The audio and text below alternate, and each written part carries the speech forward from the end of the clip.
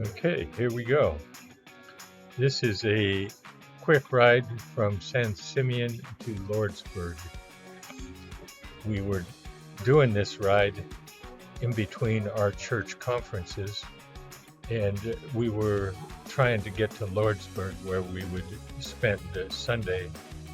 That's a little bigger city than this town. So I sped this up. It was shot at the regular speed. But nobody wants to watch this ride or many rides for an hour and a half. I believe this one should last about 25 minutes.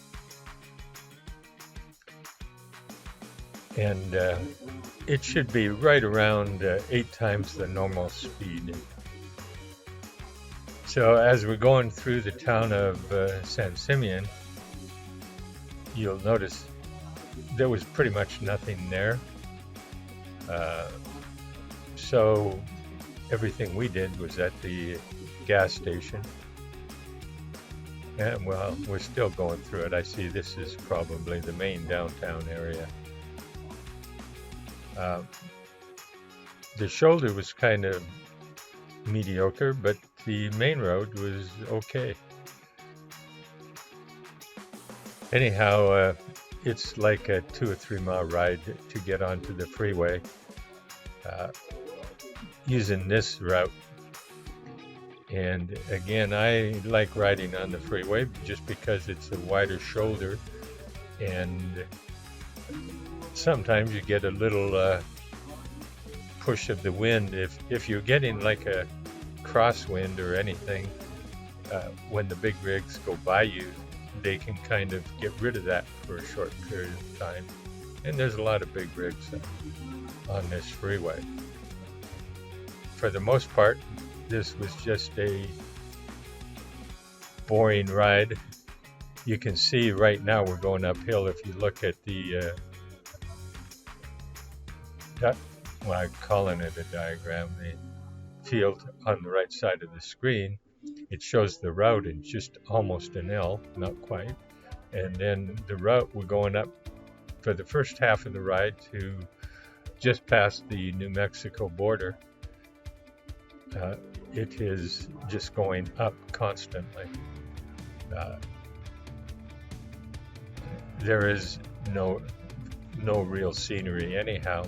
So even if I had my GoPro Max 360, there's really nothing here to show you that would be overly exciting. It may or may not be interesting. I switched bikes for this ride because of my saddle sores, and I was trying to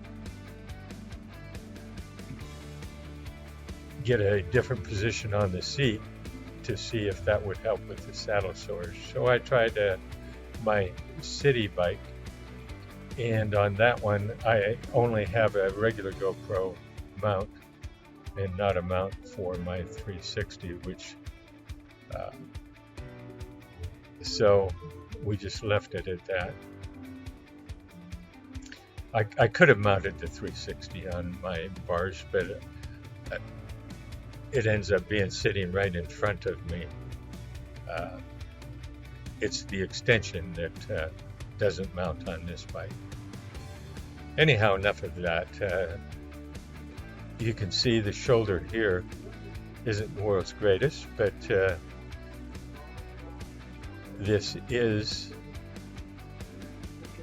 still in Arizona, and it's okay, but nothing perfect. We're going to continue up this road and up the hill until we get just past the rest area where there's the border sign. I do stop once before then, and I think you'll see that in here since it should be the entire movie or sequence from when I started to when I quit. I'm watching it regular speed. I mean, this fast speed for the first time. It's been a little while since I did the ride. Here, actually, it is a little bumpy on the shoulder.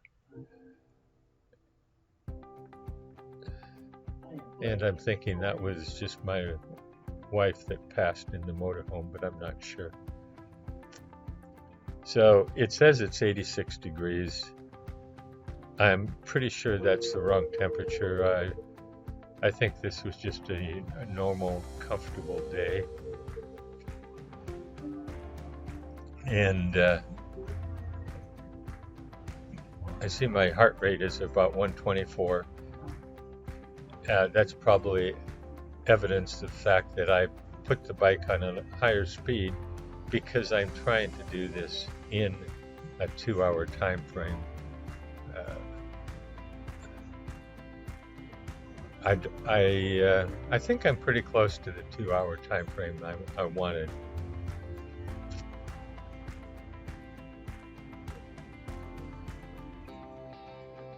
And as I recall, this road's nothing great all the way to the border, but it's got to get better than that.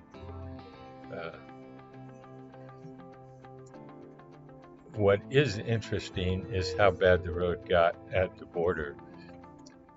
So the border's right around the middle of the ride, and then I had about 10 miles of just the worst shoulder I've ever ridden on in my entire life. I actually at one point almost stopped and told my wife to wait for me because I wasn't going to ride in that shoulder anymore. What it is, and you really won't be able to see it, but was gravel, really fine gravel, all across the shoulder, and it points up to 2 inches deep.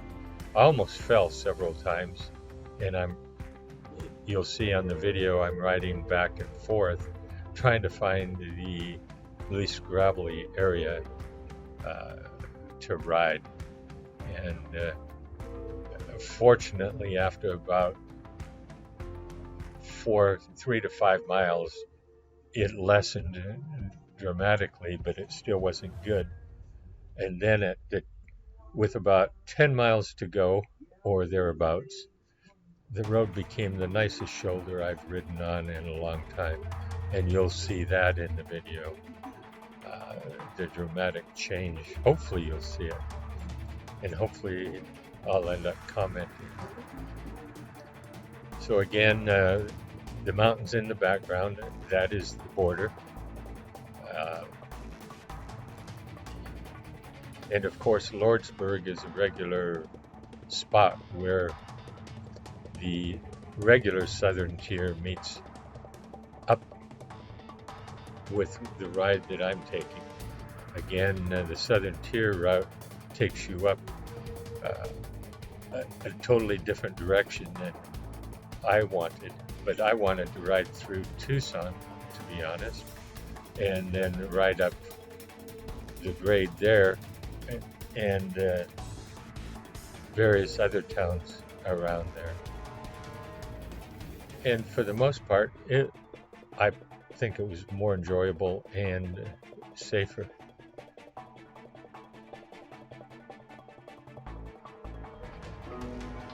So I'm not quite sure. Let's see, it shows that I'm at 8.6 miles, so I should still have another 10 miles to go before I get to the border sign. We'll see. I've never actually looked at the time frame.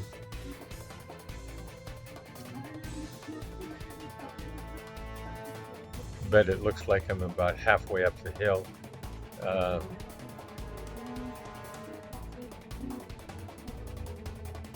And the border should be right around halfway between where I'm at, if you look at the graph, and the top of that hill. So maybe it's a little less than 8 miles. In terms of weather, this weather was a good day. It was warmer, but look at the time of the day. It's 12 o'clock, and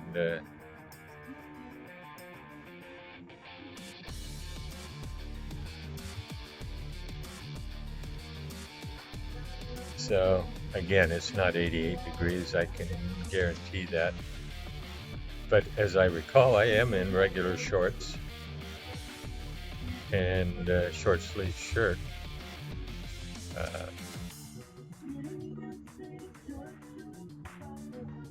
And that's really how I tell the actual temperature, because I won't ride short sleeve until it's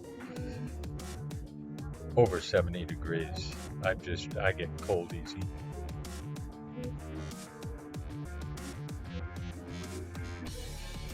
But at least the mountains were pretty. And of course you can see the long train going alongside the freeway.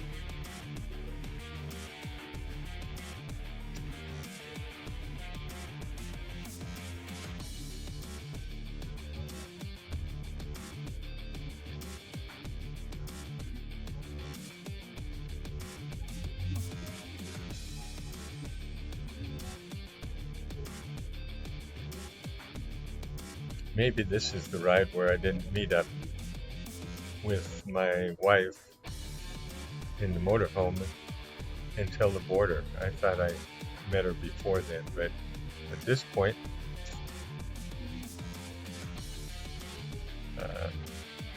if I stop, it's only to have her go towards the border. Oh, here's the border now. Sorry. So it's a very quick stop, and there we go, and I'm on my way again. So this isn't yet, but the road starts getting worse and worse and worse. So I'm riding on the clearer part of the shoulder right now, and then you're going to see that small line is just going to disappear after a short while, and it'll be all gravel.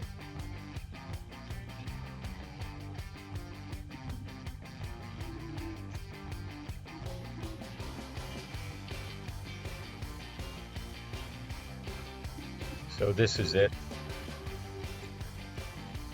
And you're going to see me take an exit once we get over the top of the hill. And that was actually in an effort, since I was going downhill, I thought it's safer to take the exit and go down and go back on the on-ramp than go too fast down the hill. And fortunately it was, there was a little less gravel. Let's just see how long this takes to go up over the hill. According to this, it's still got a little ways to go. And well, this would normally be an actual enjoyable hill. Freeways don't allow over 6% grade, and this one shows it's only like 2%. And that's probably accurate. It's probably between 2 and 3 actually, and this showing between 1 and 2.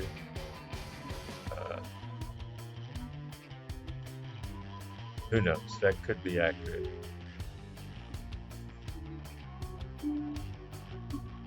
Well, now it's back up to 3. I mean, it wasn't a tough hill to climb at all, obviously. The only thing I didn't like was the gravel everywhere.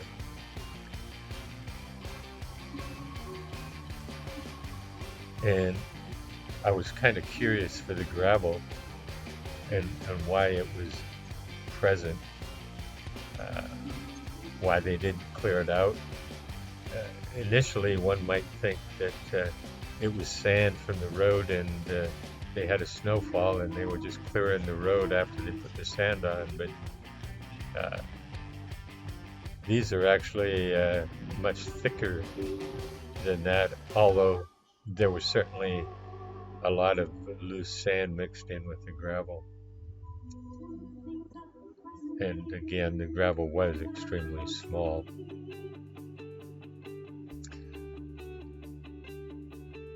And fortunately, the bike I'm riding has a little wider tire than normal. I think it's got 38 to 42 centimeter wide tires. I don't remember right off the top of my head.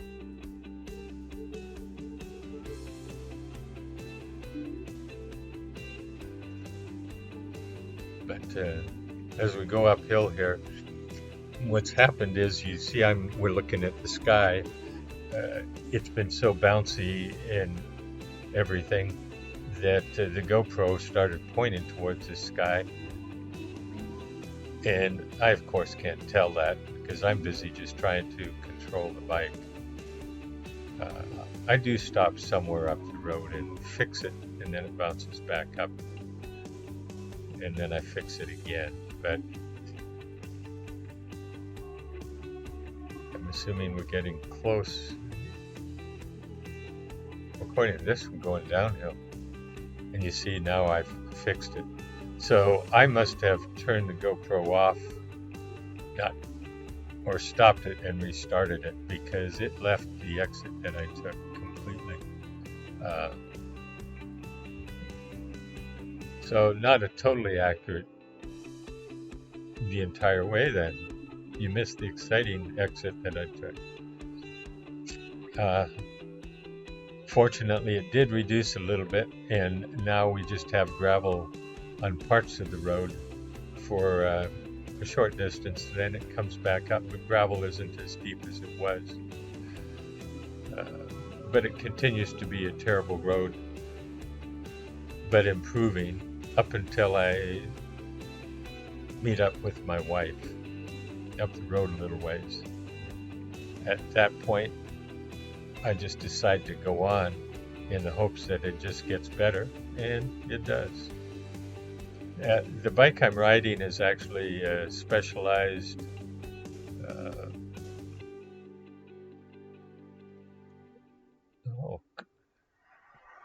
all of a sudden I can't remember the actual model. It's a step down from my Creo, but it has the exact same frame to make it lightweight, same battery, same motor, but it has city handlebars rather than the road handlebars, and it doesn't come with a tubeless setup, so that I'm actually I have tubes in this bike. I keep trying to find out if I can just throw tubeless tires on here, and I can't get a commitment out of anybody. I kind of believe I can, but I'm not going to try without somebody saying, yeah, it's safe to do so.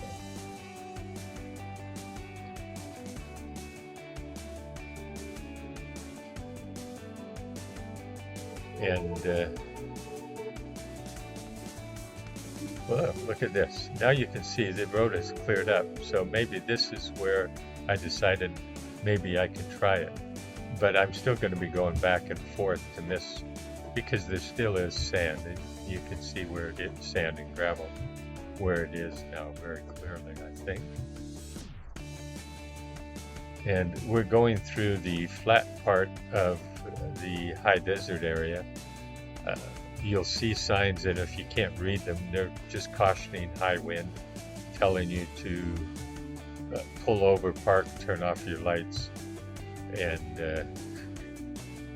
don't put your foot on the brake pedals, because they get a lot of dust storms here in the high desert, and visibility is expected to be at 0. So that's one of the signs there.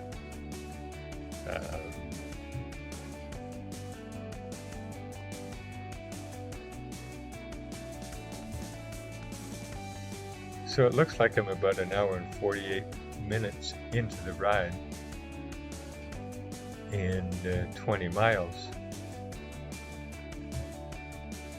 So I must have cut off a little bit, but we'll see.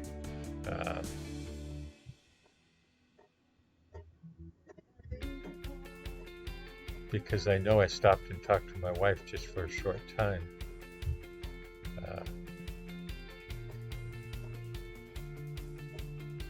Anyhow, there's nothing to see here.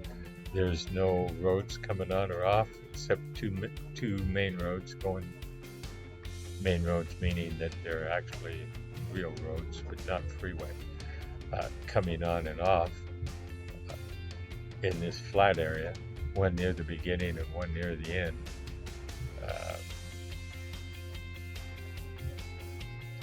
And there's just nothing to see. No businesses, no towns.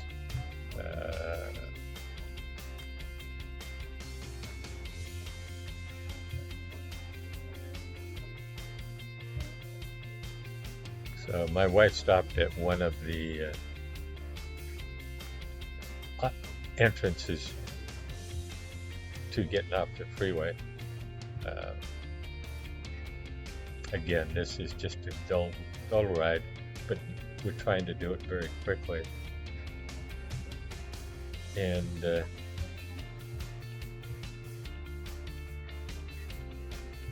I am kind of confused because it's 21 miles, and I believe the ride is like 30. I thought it was like 39 miles. But according to the map, it can't be. So maybe the ride was just shorter than that. So here's my meeting up with my wife and whining about the condition of the road.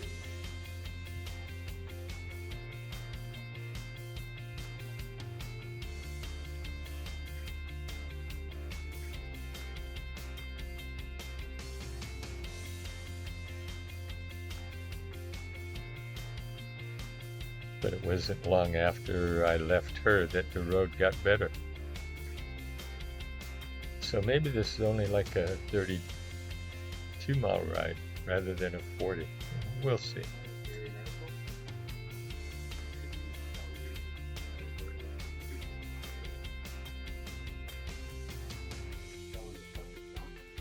Yeah, now I just remembered my name of it's a specialized Vado. Now there's two different Vado models that they make, one older style and weighs 15 to 20 pounds more. And then there's this Turbo Vado 4.0, which I bought one for my wife, and then I just bought a larger frame just to see how it fit. And it does. And I bought a step-through frame, seeing if I'd like it better.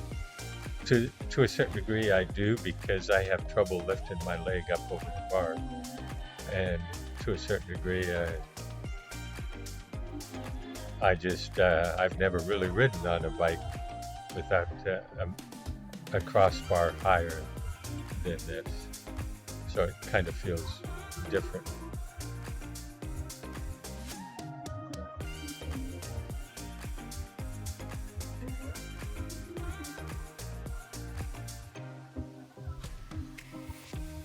So I'm assuming that the road is in okay condition right here, but I thought I had a brand new road when it actually got into a really nice area.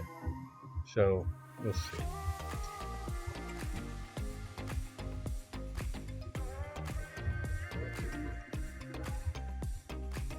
And just as a side note, I turned 75 this year.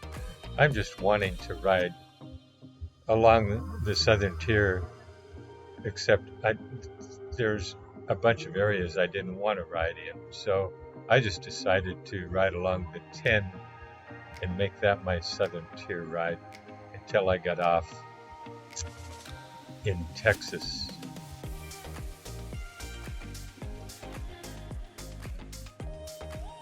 But this is an e-bike, and I don't hide that in any of my videos. And try to mention it in every post. So Uh, I got an e-bike 3-4 years ago.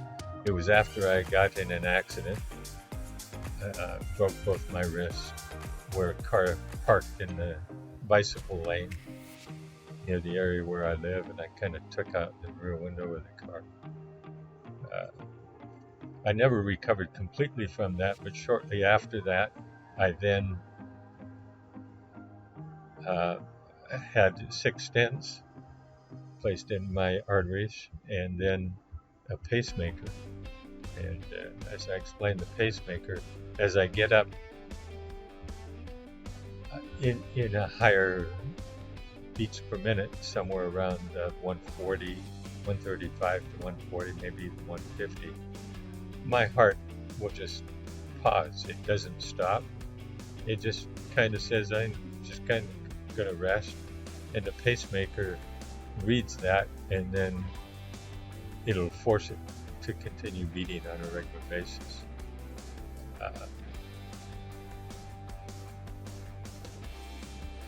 I had a minor heart attack. It's coming up about 8 months ago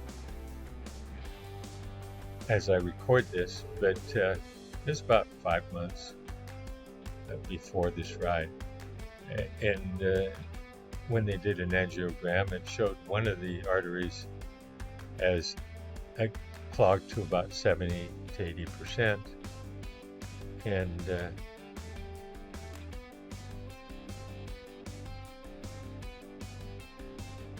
but then the doctor wasn't in a hurry to do anything on it, since I was having some other issues. I was having blood sugars in the 30s and 40s for some reason, whether it was due to some meds I was taking or COVID, I don't know what. So here we're coming up on the end of the ride,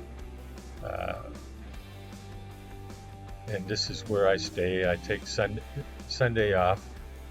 This is Saturday, and it's only 32 miles according to this, so that would easily allow me to do my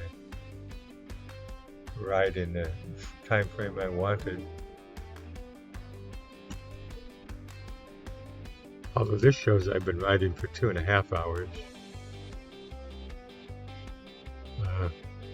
Doesn't make sense to me. But that's it. Hopefully you like this.